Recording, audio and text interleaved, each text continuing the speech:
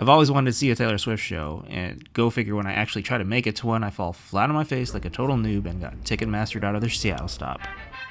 Back then I would have used this as an excuse to chicken out and not pursue it any further, but this was the Eras Tour and she was performing songs from even before I became a fan, so I had to go.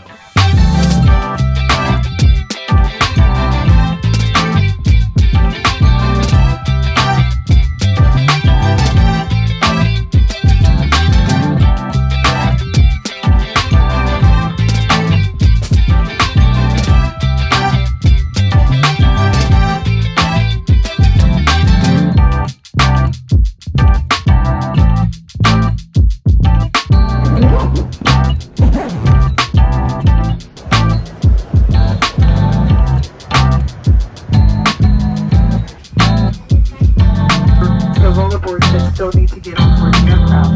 Thank you again for your assistance.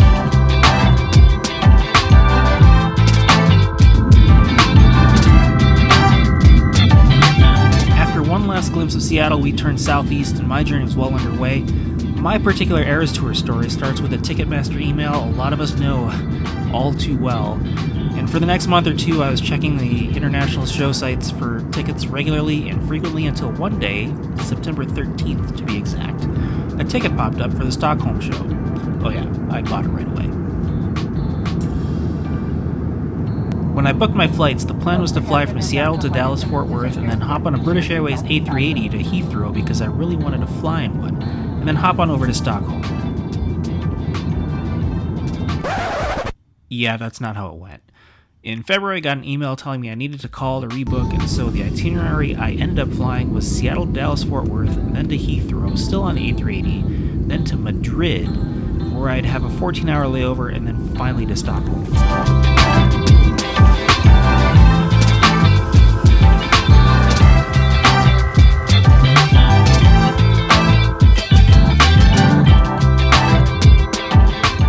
So far so good. I was working my way through my itinerary and enjoying the views out the window. I will say though, the boarding process for the British Airways flight to Heathrow didn't involve any scanning of boarding passes, but instead staring at a screen and camera setup where facial recognition was used to identify you, which was a little unsettling. The approach into Madrid was beautiful, and I was more than ready to keep myself amused for the upcoming 14-hour layover. We're going to come to Madrid.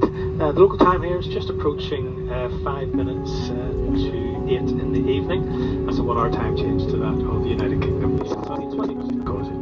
Terminal 4 in Madrid was beautiful, and there was a bathroom that was so clean I felt like I could eat off the floor. And in an effort to make sure I was as far ahead of the game as I could be, I visited the Iberia Airlines desk located just ahead of the EU border to get my boarding pass for the next day's flight.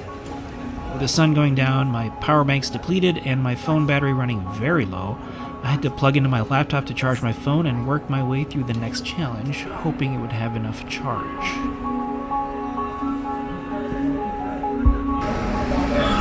This is a little more adventure than I hoped for, but everything's fixed. Marianne, you are amazing at American. Thank you so much. And I think I'm going to go try and see if I can get a ticket now, or get a boarding pass. After finally clearing passport control, boarding pass in hand, I walked past a massive art installation and headed to the EU side of Terminal 4 to look for a place to plug in and recharge everything. Greetings from Madrid Airport, which is under construction. It's about 1:02 in the morning, and crisis narrowly averted, I'll just say. Turns out my itinerary was good up until Madrid, and whoever rebooked my itinerary had forgotten to issue a ticket for the Madrid to Stockholm leg, and so when I tried to get a boarding pass, no go. To that I say. A really good customer service agent is severely underrated, so greatly appreciated, and we're off to Stockholm tomorrow.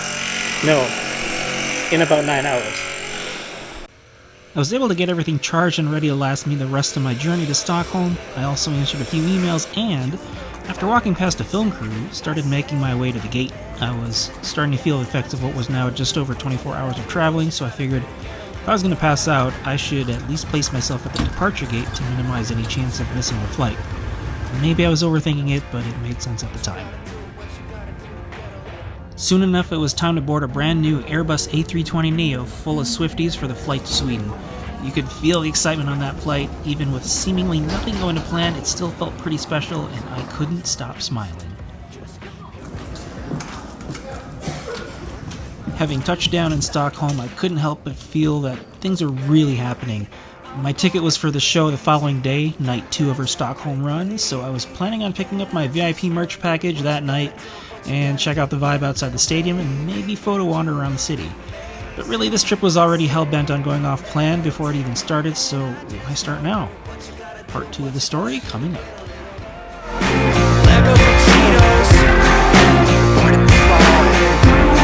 It's Wingardium Leviosa. What you gotta do to get a little. What you gotta do to get a little.